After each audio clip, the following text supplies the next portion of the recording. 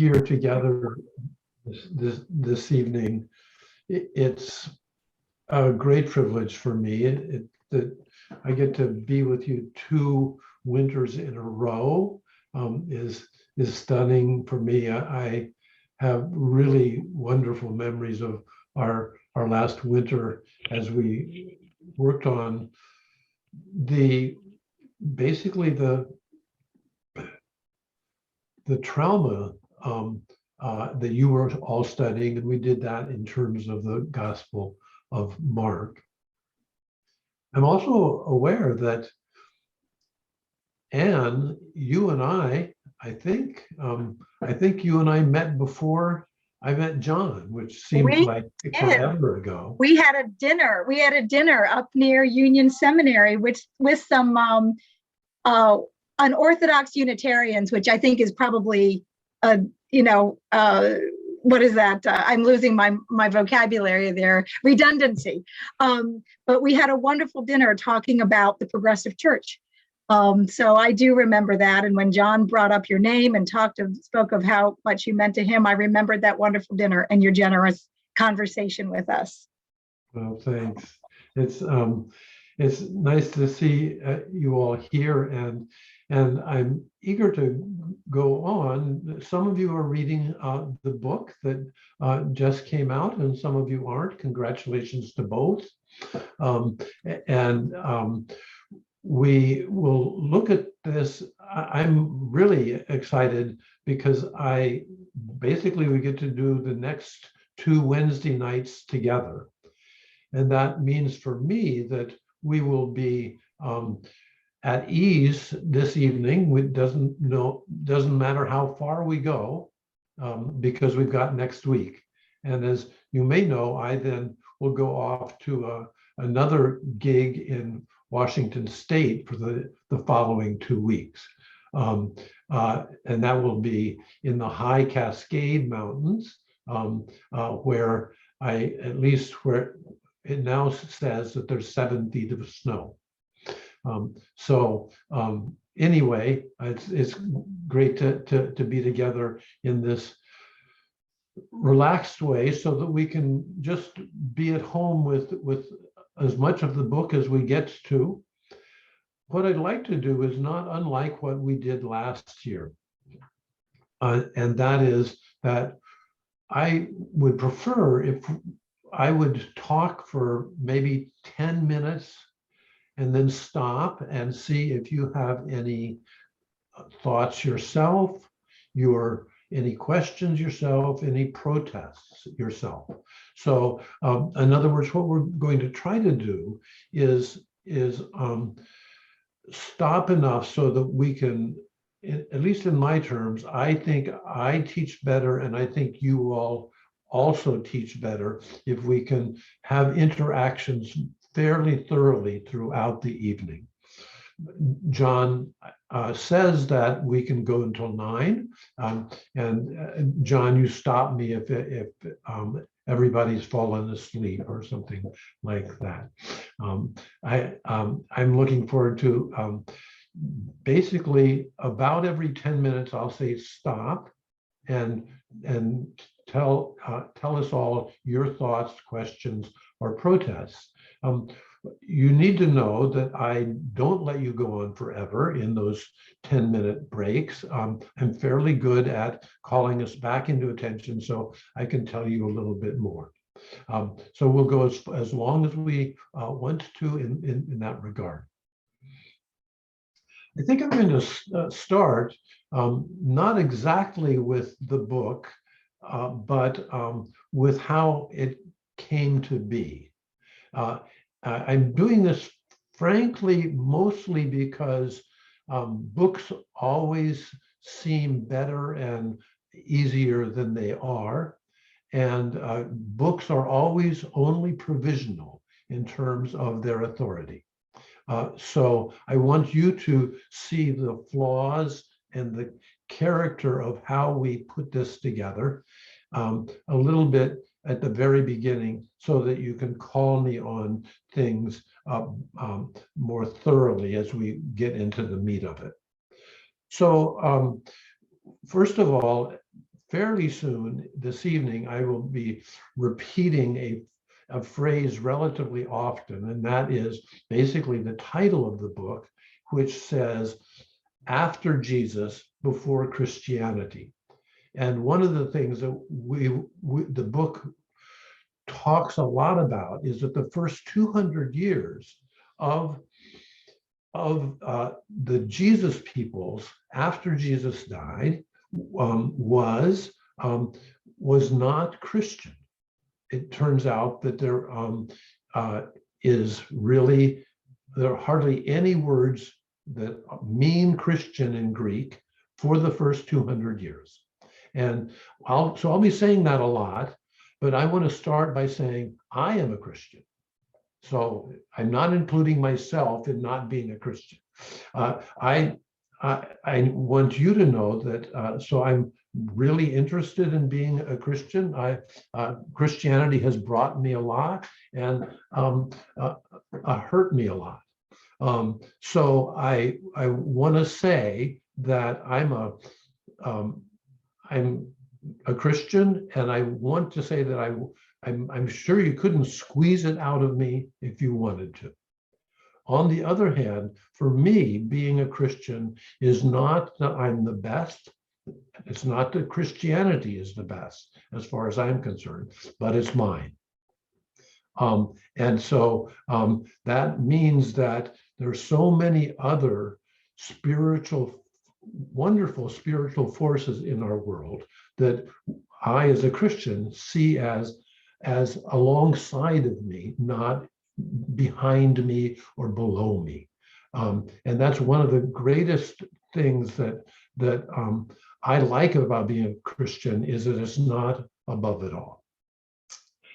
Another thing to say then is that I am really representing, to a certain extent, as much as I can, a larger organization that in many ways wrote the book.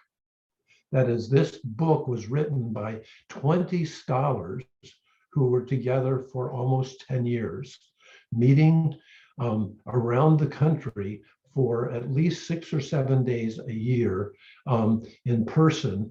And so we worked on this. We wrote 66 papers over 10 years about all of the material. We did it in our funny, scholarly way, in which sometimes we don't even understand each other, but that we worked really hard, and there were about 20 of us every time, and the same 20, more or less, every time. We always did all of our work together in public. That is, and John, you've been here in that regard. When the seminar of the West Star Institute gets together, there are usually between 50 and 150 members of the public who simply listen to what we're doing. And that's mostly not because we somehow don't like our colleagues, but it's really because we're held more responsible when the public itself also can get in on all of the work that we're doing. The West Star Institute, that is this, it has been basically at work on different seminars, long-term seminars, for the last 40 years. Next year is its 40th anniversary. And since in the last 40 years, we've taken on very big projects, mostly about early Christianity. And there we try to look at some very large issues from the ancient world about the character and meanings of Christianity, or in this case, not quite Christianity. So there we also we have I'm on the board of directors there, which is sometimes good and sometimes not good. it's a non-for-profit institution for the last 40 years. And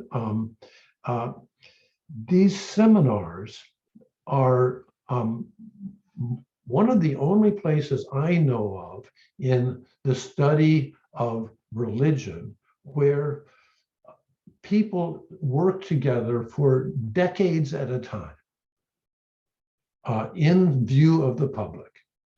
And there, that also means to us that many scholars think that they have to be the one and the only one who really knows stuff.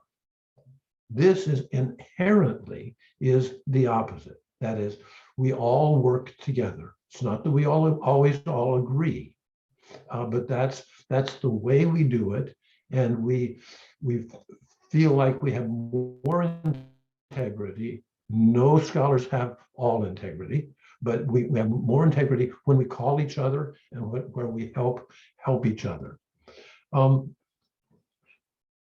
There are a number of other things that the Westar Institute does, and I may or may not get to that, but I just want to show you how we've worked together in putting this book together. One other thing, in addition to the 20 scholars that are on what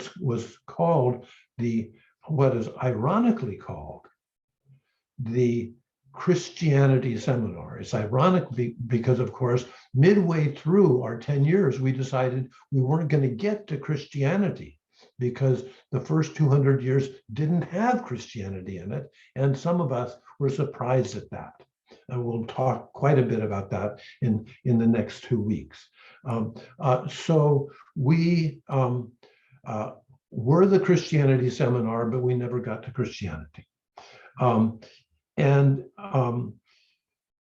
Most of the seminar members were either professors or people who had a PhD in the ancient, mostly the ancient pre-Christian and Christian times, and we ourselves were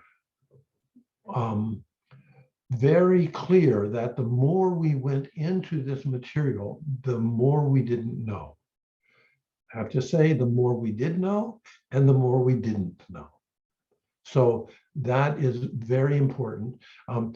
And then I'll say one last thing. It was Harper One, which gave us the contract to produce this for the public. And they said to us, it's impossible for 20 scholars to write anything that makes any sense. And secondly, when we said, no, we're going to get 3 of us and we'll put all of those 66 papers together and there'll be only 3 of us. And they said, still, no 3 people ever can write for the public coherently. So you need to, if you're puzzled from time to time in or beside the book, please know that Harper One's primary editor said we would never get it done and it would never be understandable. And last summer when we submitted it, they said, I guess it did work. So we'll see. You're going to help me and the rest of the public for a long time to see where it did and did not work. So thanks for that. I do want to say a couple of more things, and then I'm going to ask if you have any questions or thoughts just about this process. But one of the things that is very helpful about being a scholar is that it's important to make mistakes. And one of the ways that we felt best about this work is that a lot of times we would be going the wrong direction and would rethink it and have to take an extra year or so to rethink what we were thinking. Secondly, I want to say just at the end of this spiel that I'm preparing you with, I want to say that for me, scholarship and spirituality are not contrary to one another. I would want to say that I love being a scholar about this ancient material, especially, but for me, one of the things I have seen in Christianity of the last 50 years is how there's a division between scholarship and spirituality. And I want you to know that it's very important to me that Christianity in its scholarliness and in its spirituality are one whole. So thank you for letting me go on and on about this. And let's just pause for a moment or so to see if you have any thoughts, questions, or protests about just how we did this.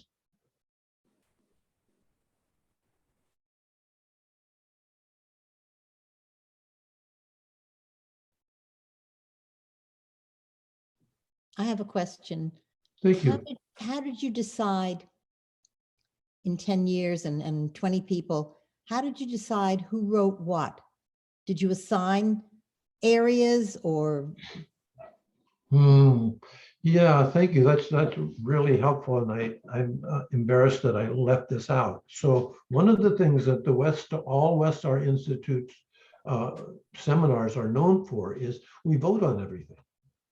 So we will spend 3 hard days together in one place or another of the United States, and we basically vote on everything that we want to decide, and we never are unanimous. But we are basically wanting to say to each other and to the public, we'll go with as much as we can what the majority of us, after having a lot of work together, where a vote comes out. The second thing is, I think your other question is how do we know when things were written, by whom, and the like. And that's one of the things about scholarship that is probably the most dishonest, because let's just think about this a little bit in terms of the fact that was more or less 2,000 years ago. It was across a whole bunch of cultures. Much of the basic content has disappeared. So we are always, for instance, in the last 30 years of my life, when I was teaching seminary 30 years ago, I taught everybody that the Gospel of Luke was written in 75 or 80 CE. Now, it turns out, if I ask what most of my colleagues in scholarship say, they say, no, it's probably 125. And so we're trying our hardest with as much new information as we can. John and I were just talking beforehand about, I've gone to archaeological digs, and most scholars have. So it's hard work, and it's a lot of times not enough. Am I in the right territory for your question? Well, I guess my question really was, like, you would get together and you wrote all these papers. How did you decide or assign who was writing? When you left after your meeting and went back home, did you have an assignment? Did everybody have an assignment? Yeah, that's true. Exactly. Thank you. Nice intuition on that. But many times, I would say about a third of the times, we would look at each other, and there was a steering committee and all that helped think about that, about who would write best. So basically all of the seminar members wrote at least one paper. Many of them wrote 10. So it was, but many times we looked around at our 20-some people, and we thought, nobody knows this well enough for any of us to write the papers. And so I remember one time we saw that, and this was especially very important because there were 2 papers that were going to be about the relationship between the Jesus people and the people of Israel. And we looked around at more or less all Christians who were there in terms of this seminar, or mostly, and we said, none of us know this material well enough. And so we went, I called this guy up in Berlin, Germany, and I knew him well, and he is a Jewish scholar there of the earliest parts of the Jesus people. And I said, how much do we have to pay you to fly to California for 3 days? And we, he told me something. We had a nice little argument about how much to pay him, and he came, and he's in the book. His name is in the book. So yeah, so a lot of different trying to do our best in terms of the best material, and often then sometimes we would still have significant disagreements. Thank you. Sure. In your first chapter, you talk about history is looking backwards, but you're looking forward. And as my background is in psychology, I was wondering how you totally disassociate your memory of current and past events so you can do that. Yeah, thank you so much. You have caught us on that. That's totally right. We tried to do that as best we could. And what we knew was that by and large, for the last 1700 years, when Christians started telling their story, they basically looked at what they wanted and what they'd been in their own era, and they sort of projected that back. And so we try not to do that, but basically say, let's try as hard as we can to not try to project back our hopes or our own realities about what Christianity is today. But the answer is with errors we did that. But by and large we've seen in the past that rarely did a group of people even care whether it was forward or backward. But you have to meet in the middle. Well, we were trying to, we've seen, especially over the past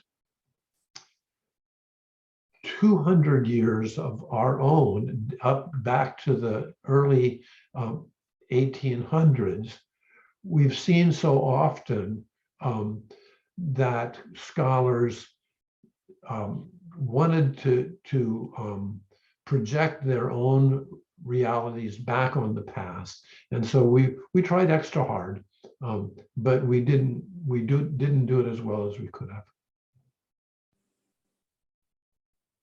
Thank you. Sure. Well, let's go a little further, what I'd like to do now is, and some of you have read this, but in the first chapter, we noticed that basically what had happened to us over those 10 years and we'll talk about the Christianity piece in a minute. But what happened was, by the end of the 10 years, we realized that those first 200 years looked really different than what we thought it would. There are so many surprises. And we, as we were putting that all together, we said, there's some very crucial discoveries that are in this book. And we've decided, the three authors or the three writers of this, we decided that we would list 6 of the most important discoveries.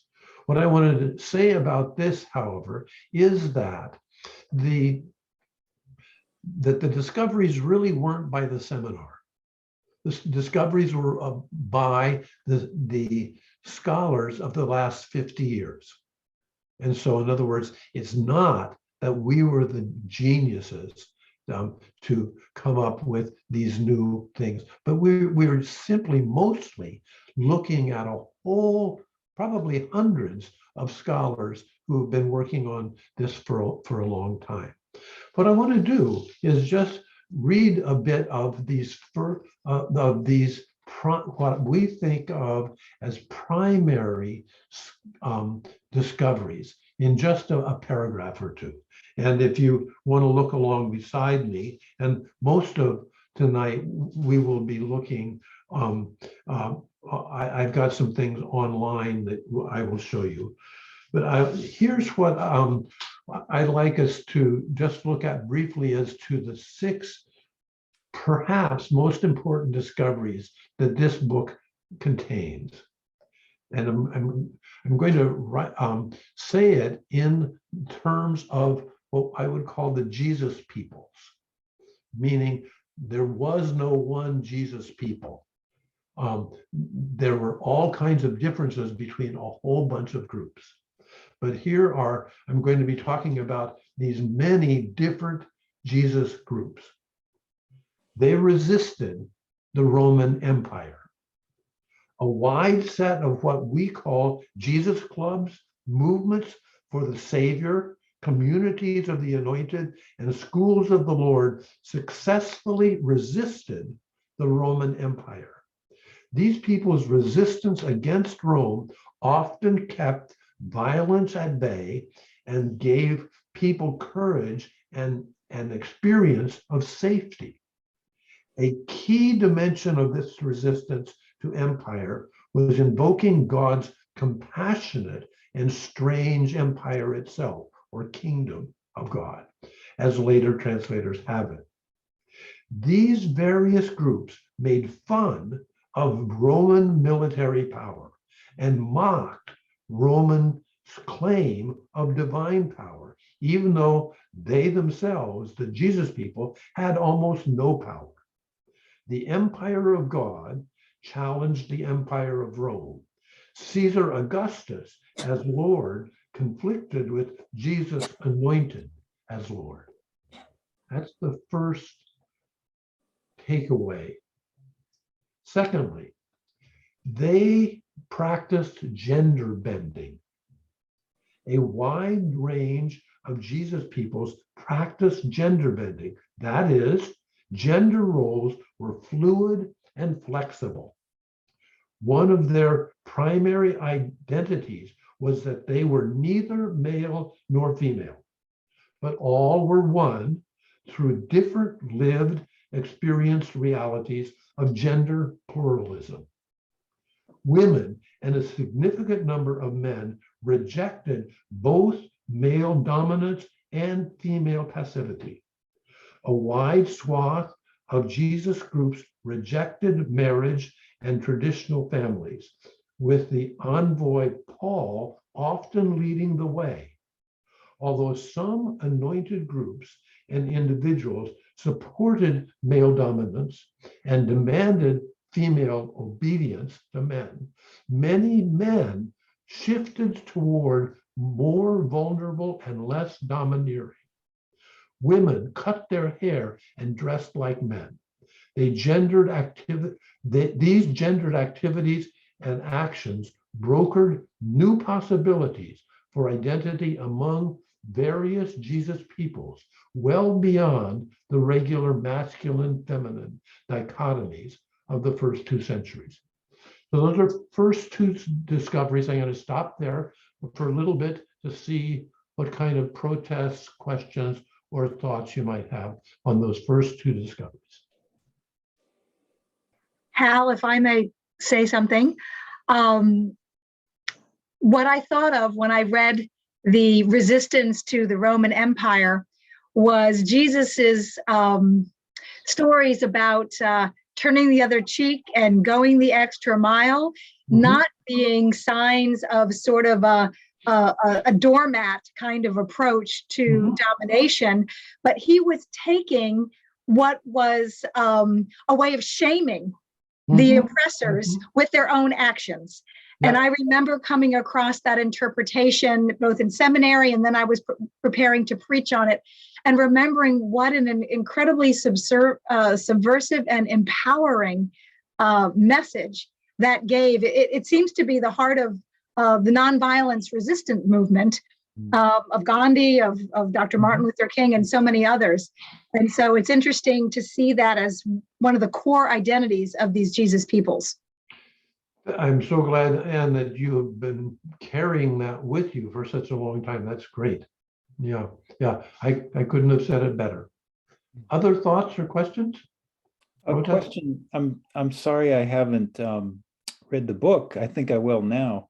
But you were talking about your words, gender bending. I was really curious if you could give some examples of, I know you talked about cutting hair, but gosh, it seems like such a patriarchal world back in those days. What did you all find specifically? Yeah, and again, this is the only subject that we had to write 2 chapters on because we found it so important, and it was so often swept under the rug or denied, even when it's right in the Bible all along. So I would say that the primary one of the primary things that happened is that because the Roman Empire, one of its goals was to deface and hurt the basic human families. And so that broke just many peoples. So for instance, the Roman Empire conquered so many other countries. And then they intentionally wanted to basically show that they were going to destroy all of those nations, especially by destroying families.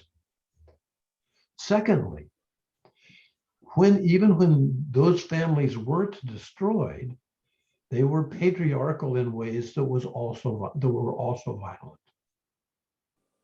And so one of the most beautiful things that happened in the early literature is this great book, or this great writing called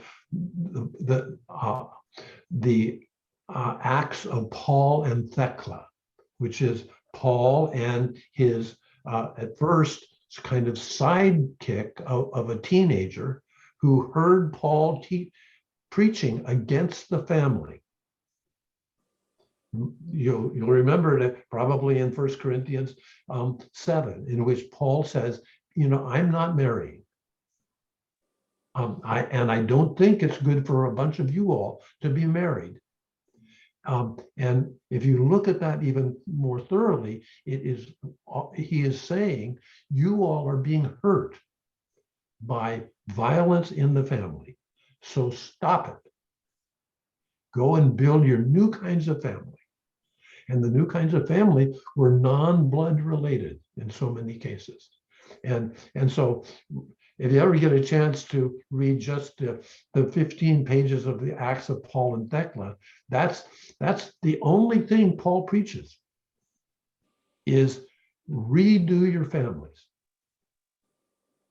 And again, what's really crazy about that is there are some books in the New Testament in which Paul, and this is, we don't think that this was really written by Paul, but some of the later Pauline quote letters do the opposite. They say, obey your father at all costs, and slaves, obey your masters as a part of the family. So that's just an example that is hugely written across First Corinthians, and then the book of the Acts of Paul and Thecla was one of the most powerful books of the 2nd century. So powerful that a bunch of the later bishops say, don't read about Thecla. So that's just and you got 2 chapters also to see a bunch of things. What we're not saying is all of those people were, as I even said in reading this, it's not that all of them were doing this, but a lot of them were. Was this partly, or did this affect the authoritarian organization of these groups? Oh yeah. So if you had, these ambiguous or not certain male-female roles, did that leave it open for equal sharing or the arising of male or female? Or Yeah. Yeah. Great question, and our chapter 8 is really goes into that. But let me say, I think quite clearly that it was a work in progress, and in different groups there were different ways of it happening. Sometimes not at all. So, for instance, we have really clear things. I would say the book of First Timothy is simply, from start to finish, almost a diatribe against women having any power in their group. Of course, the reason that that's written is because there are women in power in that group. In other words, they wouldn't have written that unless they knew that there was something else was cooking. So usually the earlier parts of Paul are the ones that you always will see, for instance, in Romans and First Corinthians and First Thessalonians. Paul always lists the women leaders that he is working with. Let me read a couple more discoveries in the paragraph. They lived in chosen families. So this is a little bit more of that. With traditional families increasingly broken and dispersed, a variety of Jesus groups started living in experimental family groups. These new family groups were voluntary. That is, they lived together increasingly outside of blood or married relationships. Whereas previously, the primary relations for living arrangements were extended families of multiple generations with cousins, aunts, uncles in the mix. Jesus' people associated daily with each other according to mutual support and affection. More and more supper clubs became crucial and core associations of daily life. Economic sharing provided ways that members of these groups bonded. In some cases, larger housing arrangements came into play for the groups through a donor exhibiting compassion. Although most of these new kinds of families were small, occasionally a wealthy person provided larger space for bigger groups. Discovery 4, they claimed belonging to Israel.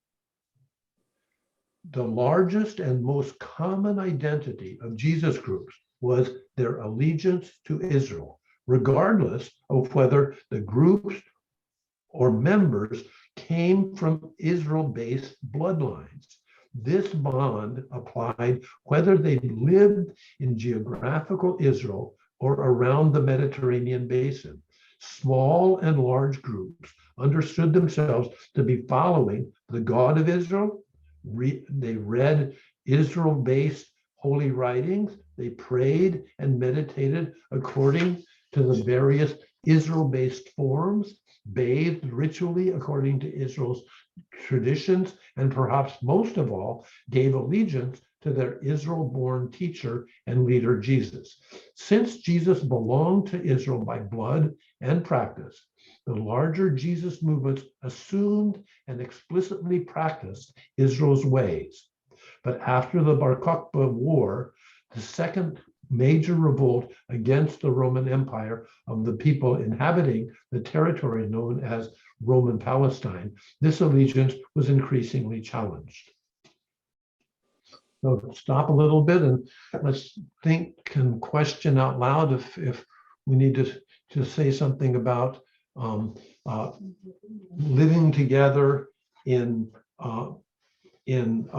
chosen families and knowing that you belonged to Israel.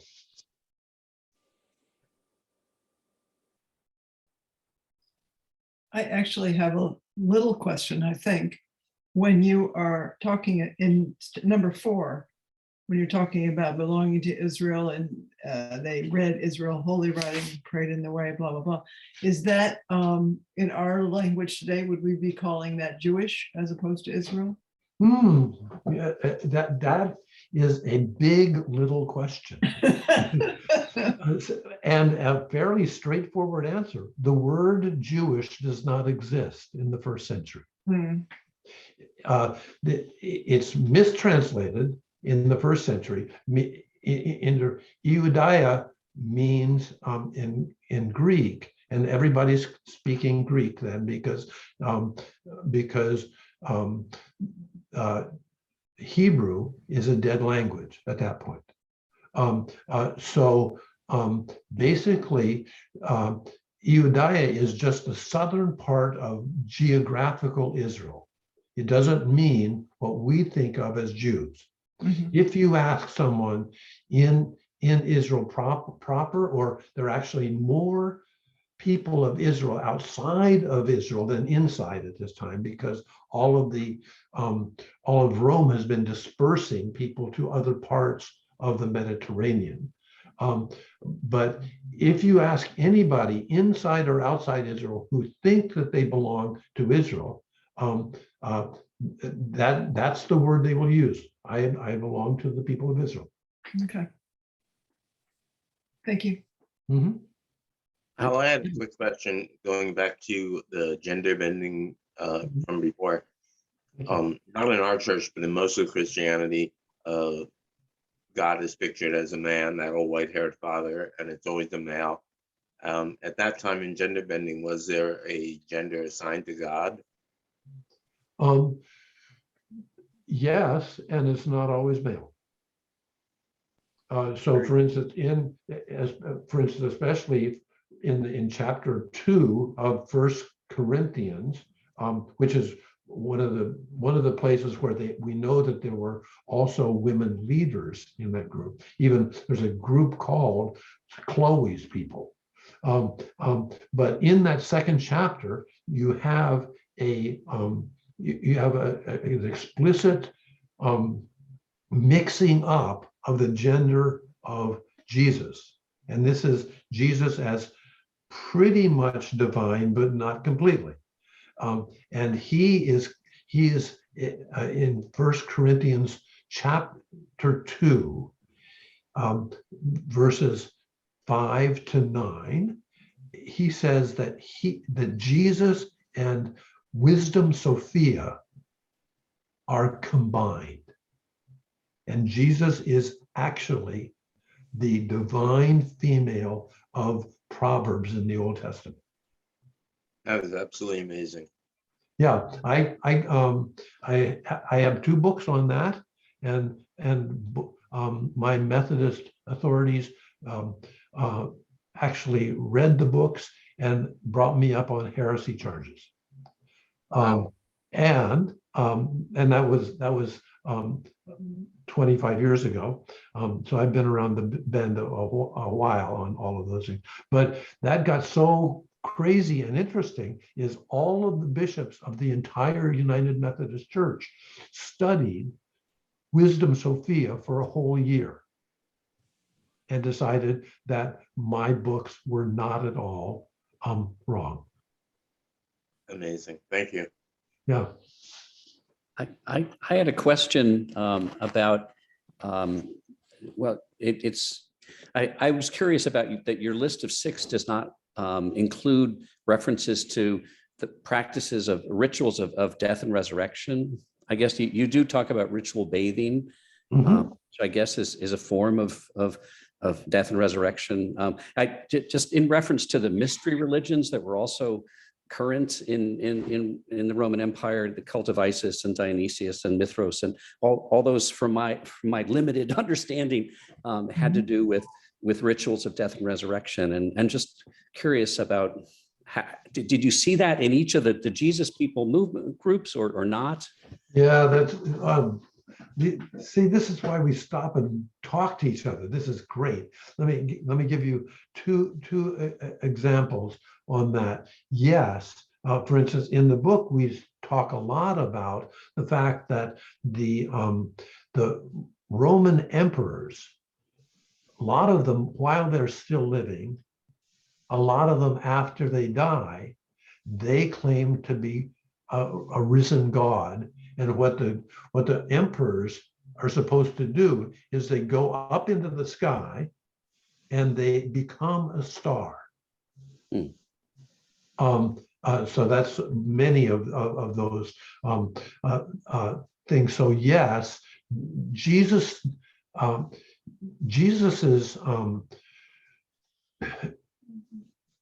part in that is very ironic and interesting, because of course the main thing that the common people know about Jesus is that he was tortured to death. So if that guy becomes a star in the sky, it's a very different story if he was tortured to death. You see, it is so interesting that, when I was in Sunday school as a kid, I just thought there was only one person who got crucified, and maybe those 2 other guys on either side.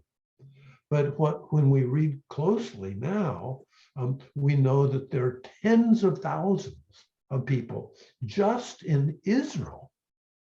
So Pilate crucified 10,000 people. Wow.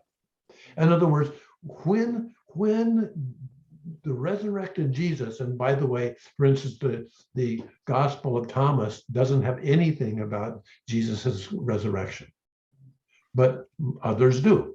But when those stories about the resurrection happen, it's happened within the context of being tortured to death. So that's in other words, look at all the hundreds of thousands around the Mediterranean, people who were crucified. So what does the Jesus story tell about them?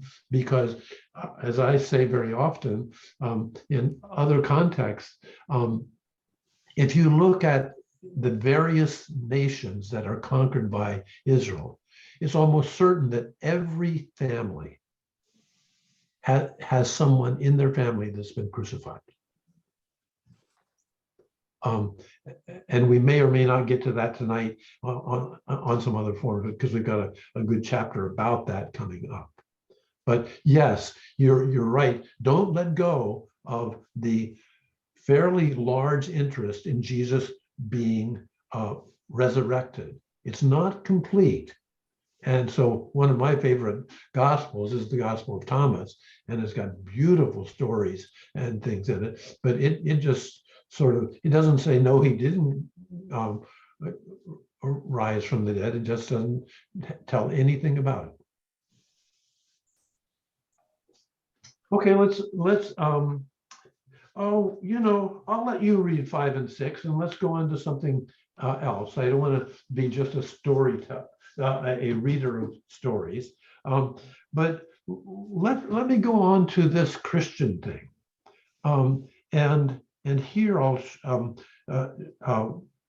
show you a little a PowerPoint or two. But first of all, when you look at the first 2 centuries of writings, there you find that by and large, I'll give you an example in a minute.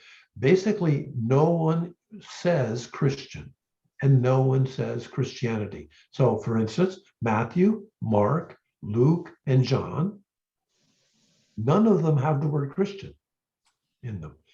Whereas I would say now, if we walked to somebody on the street and said, well, what about the Gospel of John? Is it by Christians? Almost everybody would say yes. But the word Christian and Christianity don't exist at all. In other words, whoever these people are with all their passion and all their creativity, it's not Christian. In a minute, we'll go to looking at what we might call them. And it turns out to be they're on different pages, all of these different groups. Let's say that, and here I'm completely lying because no one knows, but let's say that there are either 100 or 500 Jesus groups around the Mediterranean in, let's say, 140. I don't know whether, but anyway, not a lot, but those people have different names, or we don't know what their names are as groups. Let's look quickly, John, if I can bring up this PowerPoint here.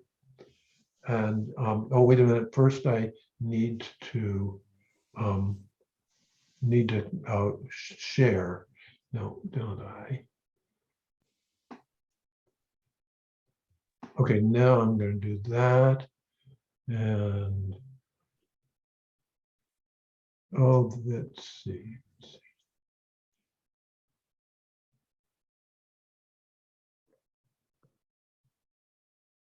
There we are. Okay, I'm going to have you look at several PowerPoints. When we survey the first 2 centuries of the Common Era, these peoples organized themselves into communities, clubs, groups of followers, and schools. They called themselves a variety of names.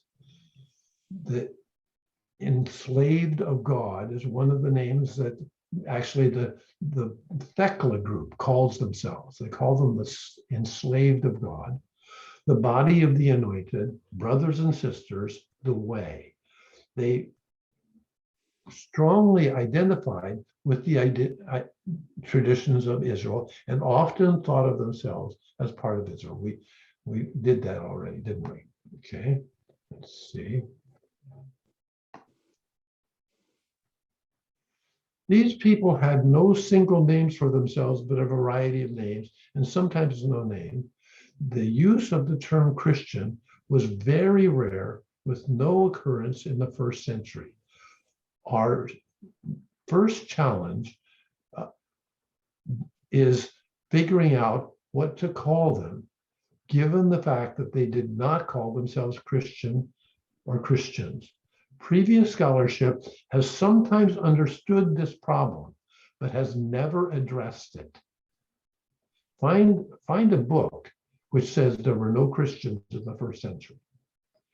The name Christian is still used to identify these diverse peoples, even with the acknowledgement that the word does not apply. The New Testament's 27 books contain approximately, and I counted these. This was really one of the more dull parts of my work. 138,050 words in Greek.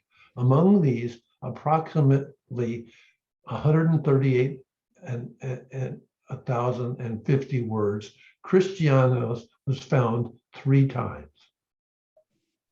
So notice how spare that is in comparison with other works in the New Testament is revealing. So let's look at this other words that are in the New Testament. So Jesus as a name is found 1,002 times. Mary is found 54 times. Israel is found 71 times. Judean or Jew, the same word in Greek, is found 147 times. Disciples and students, meaning, by the way, well, I'll tell this later, the same word in Greek, 241 times. Paul is found 169 times. Believers or those who trust, the same word in Greek, is found 65 times. Remember how many times the word Christian is used? 3 times.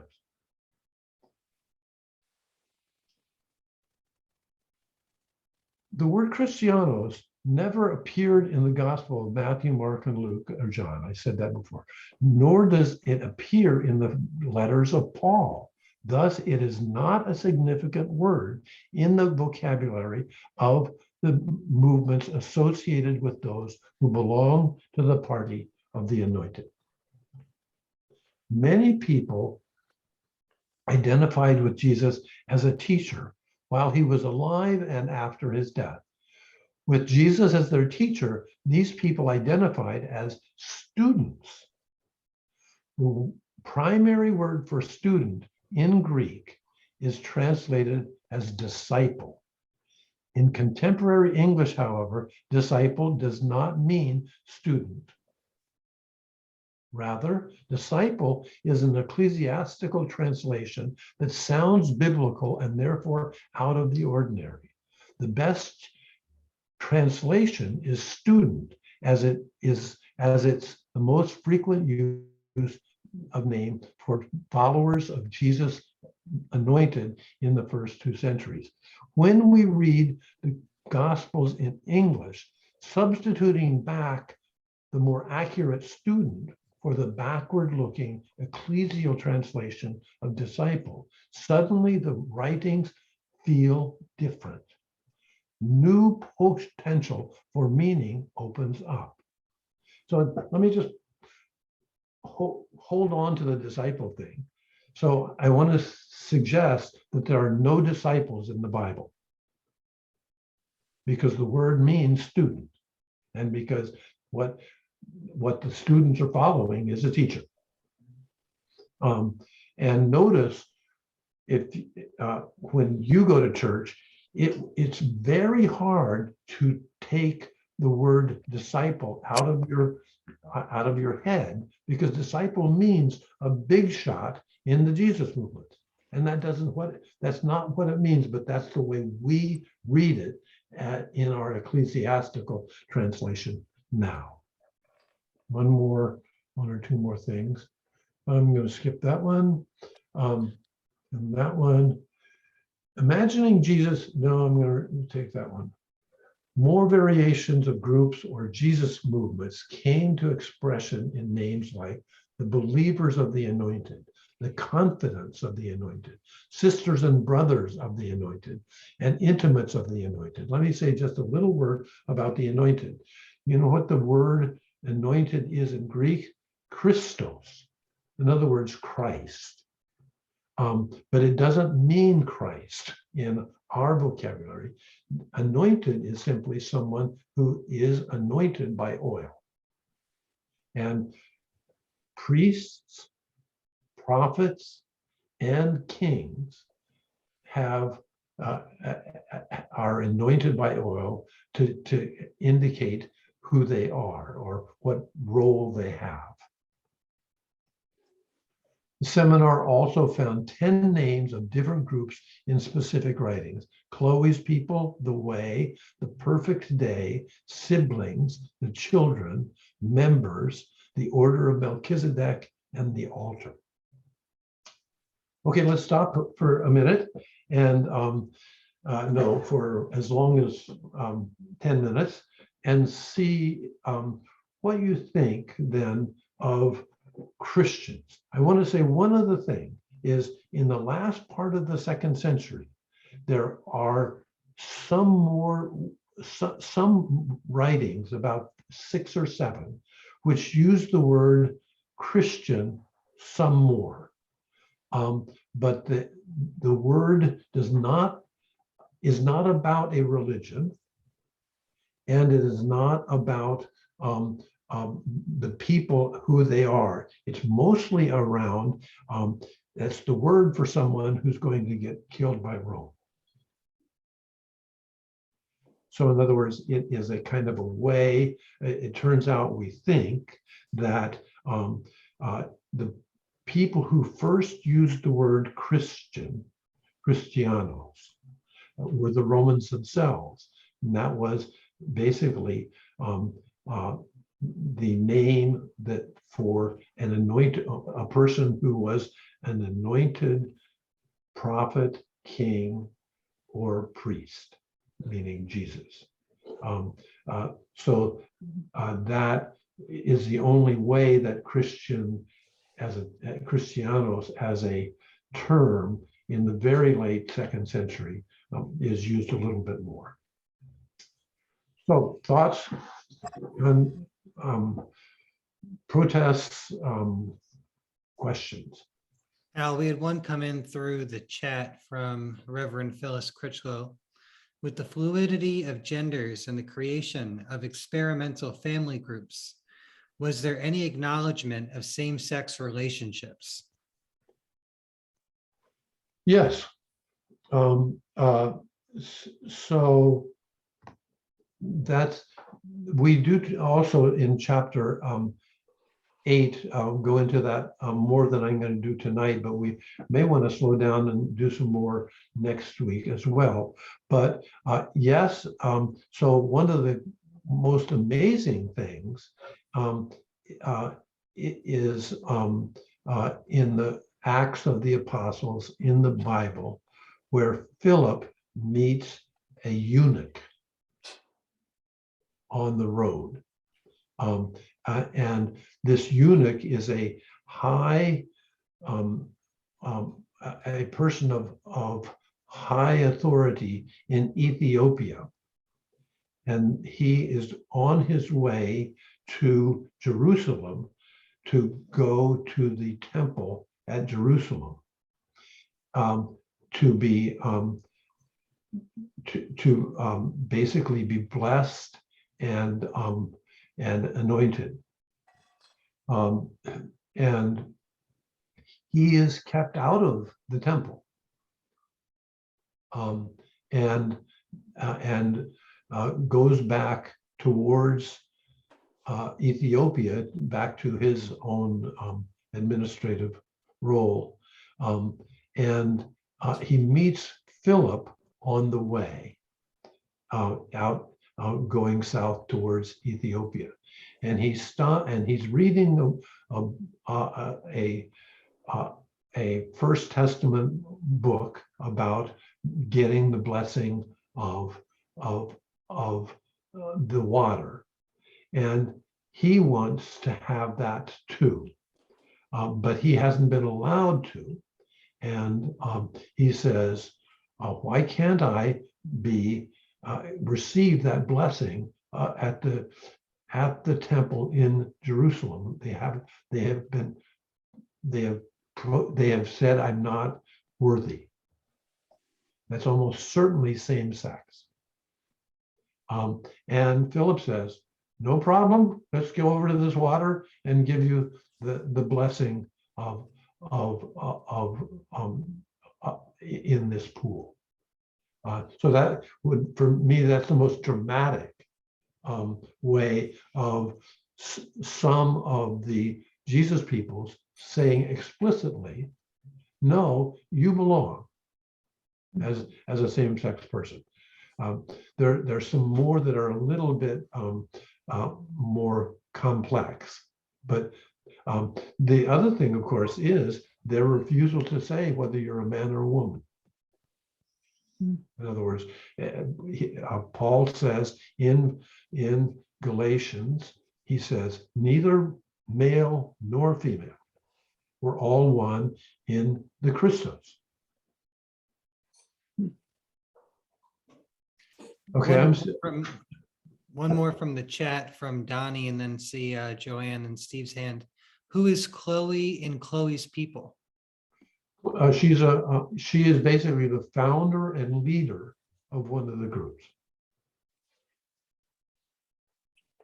So I was wondering, as I read those first couple of chapters, that, Jesus, his role seems to be most pronounced that of the teacher. And in my parlance today, I would call him a guru, frankly, with his followers and different schools established around the Mediterranean. Mhm. And what came to mind is, when did he transform from guru or teacher to God? It was on a Thursday. Yeah, No. I wondered. Which Thursday was that, actually? No, I'm just kidding.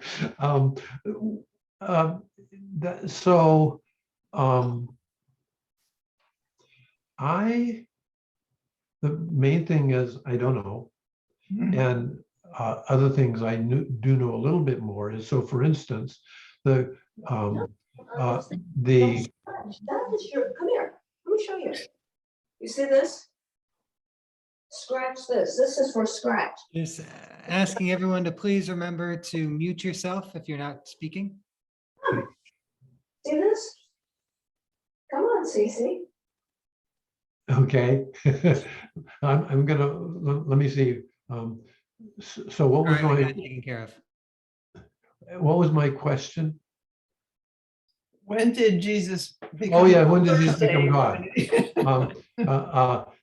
I want to say overall, in some times never, and in sometimes fairly quickly.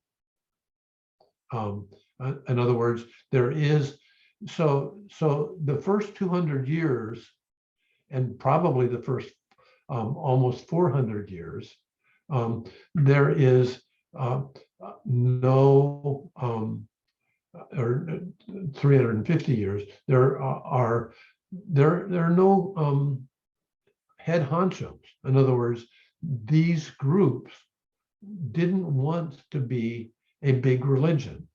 Mhm. That they all wanted to be who they were in their own time. It was only in the 4th century that you begin under the, after that one emperor becomes Christian, then you have an imperial move. So that's where you start pushing that harder. But I would say in the sort of the later, the more Jesus you have as divine. What I don't think, so I want to say, yes, Jesus becomes more divine the later it is. And I think I would say in some groups in the 1st century, Jesus is some kind of divine. But what we don't want to think is that that takes away the other major things about Jesus, and that is that he was poor, a teacher. In other words, there are a lot of people who say in the people of Israel that, well, Wisdom Sophia teaches and she is divine. So that's one of the primary characters from the First Testament that is used as an example of Jesus in some kind of divinity. Was it then a political thing with Constantine to, enforce this religion? I think there's some of that, but we have the next the next seminar working on that now. Oh, okay. Oh, never mind. You can forget that question. But I want to say your question is, well, I was going to say better than my answer, but I gave a fairly confused answer, so that's probably my best. Thank you. Okay, other things about being Christian. Steve, you have your hand up.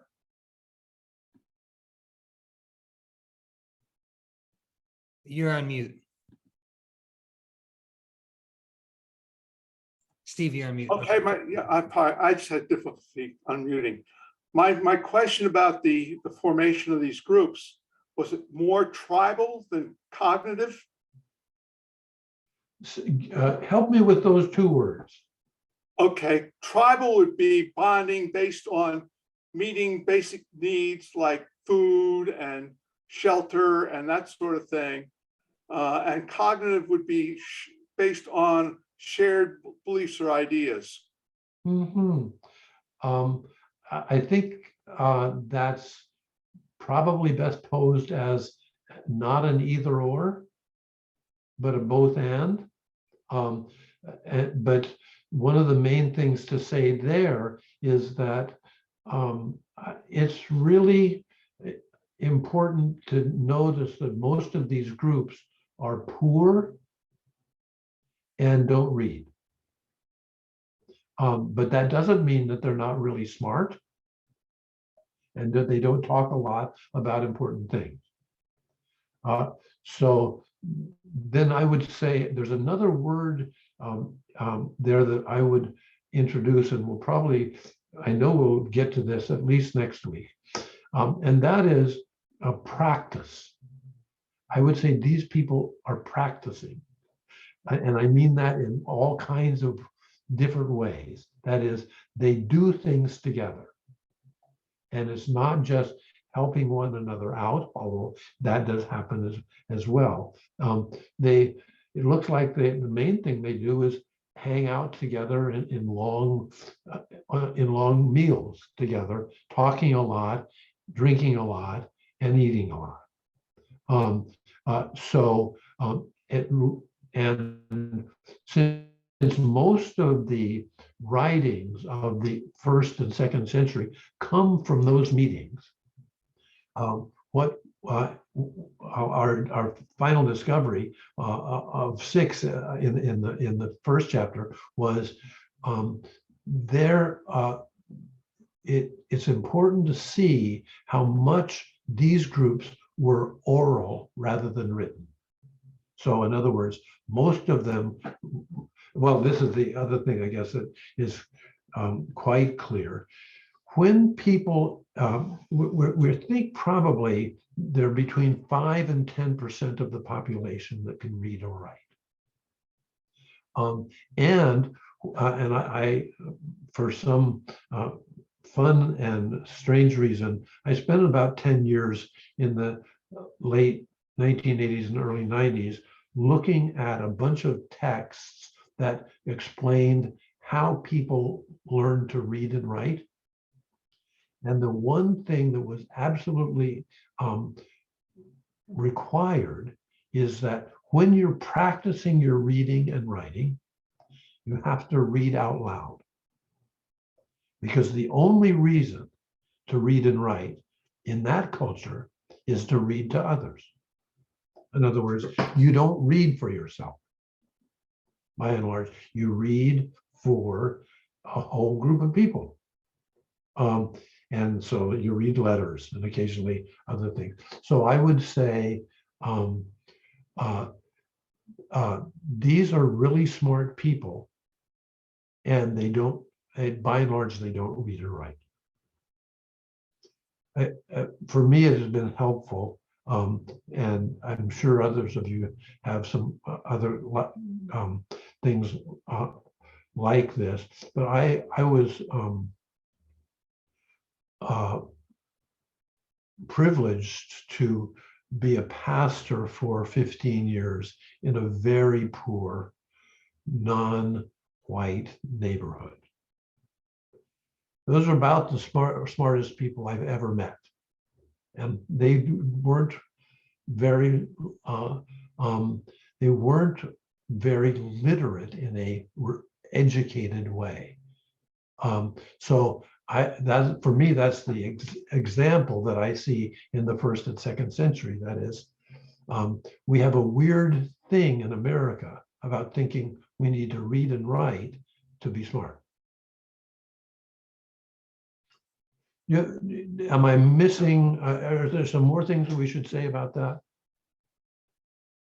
Well, I was just wondering if there was, at these group meetings, if most could not read or write, then the record we have is from the one or two who were able to write and read. Yeah, well, in there, it's very clear that sometimes there wasn't any, well, but see, they didn't care. They liked talking with each other.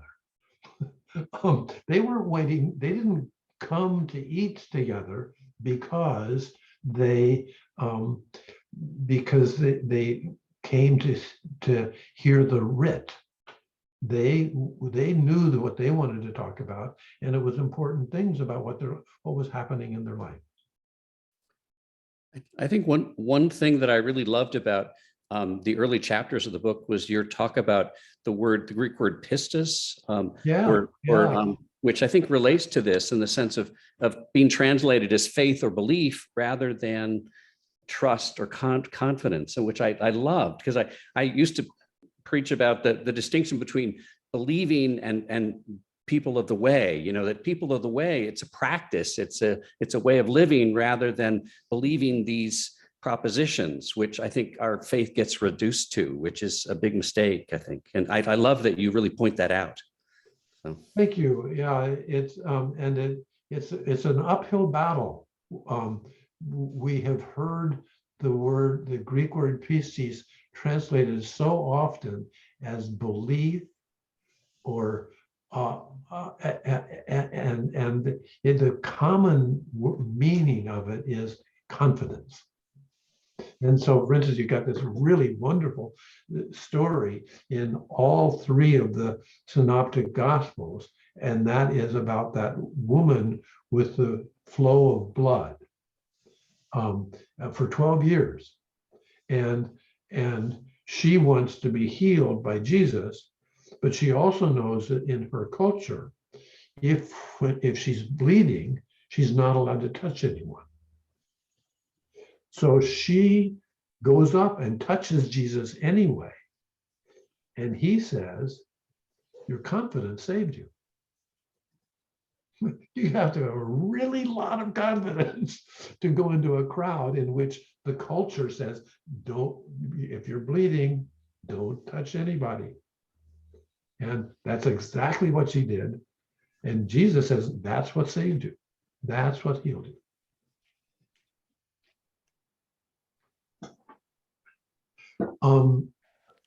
We have one Well, more. we can do my next thing, but there's Dr. four. Taussig, we have one more question from Sandra. Okay, good, great. Sandra.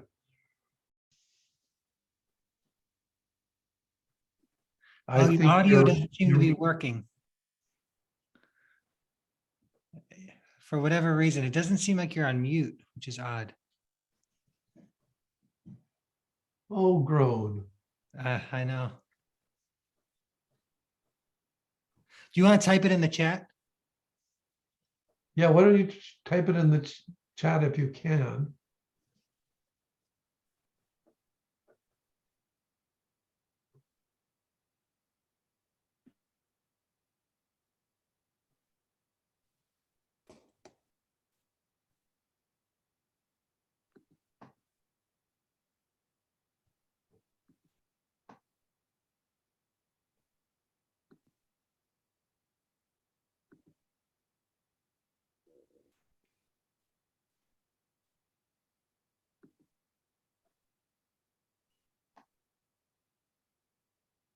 No, let's see.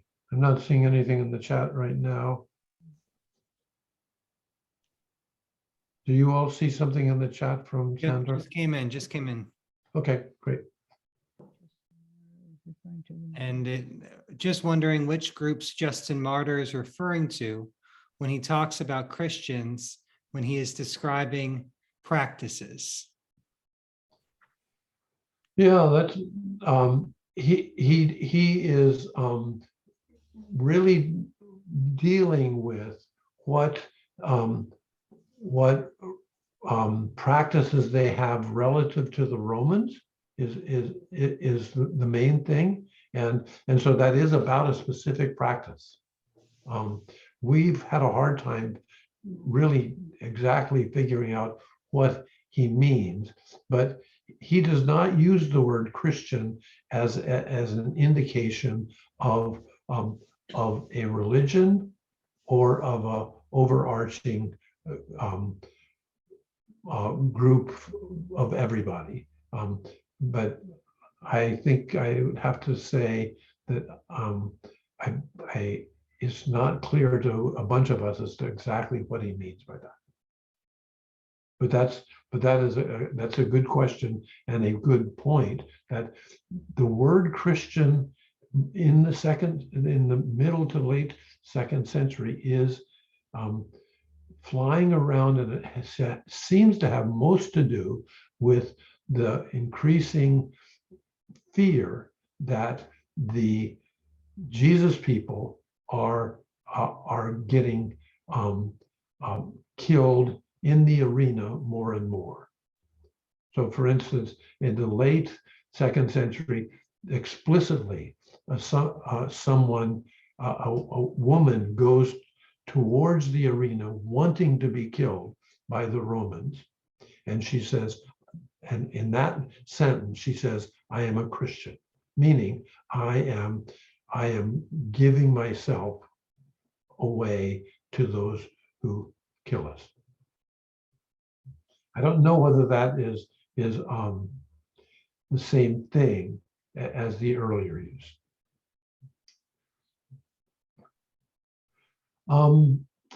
So John, I guess we're at the end. I'm just a little bit discouraged that we didn't get more people involved, but I think we're on our way. Please, if you come back next week, please think about things that don't make sense to you in what I've been saying, and so we can build on what we're looking and see where some things need to be clearer or rethought.